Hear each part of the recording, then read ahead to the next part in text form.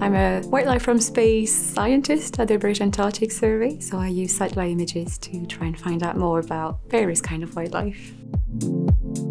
So from NERC, I received my PhD. They funded my PhD when I joined back in 2016. I came to the British Antarctic Survey. It was all about whales, trying to understand if we could use satellite images. When satellites became better and had this sort of resolution that now is 30 centimeter, which is kind of insane when you compare this to a blue whale that can be 33 meters long, you can see it really well. And then once that finished, there was an opportunity to keep the work going on walrus. So now I do walrus from space. WWF UK was quite keen to raise the profile of walrus. They knew the limitations of boats and planes, but they were aware of the work we did with satellite images. So then they asked if we were keen to take the project on board. But because we have such a huge area to cover, we thought it can't just be one person reviews the imagery and try to count the walrus.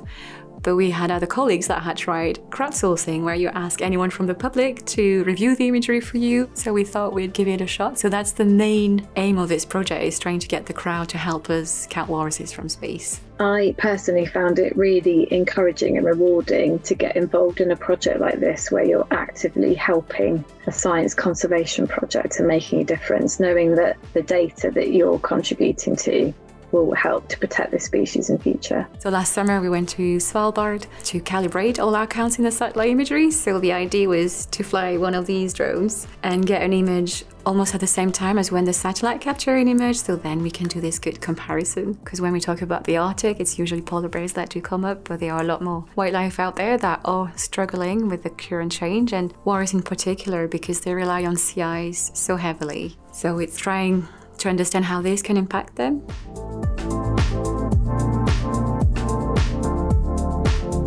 So one of the main benefits of using satellites is the fact it's non-invasive. They're not going to notice there's something that captured data about them. We've had scientists from government agencies in the US and Canada that are now really keen. The Canadian government funded quite a big project to try and fast forward the development of using satellite imagery for whales, because they could see the value in it.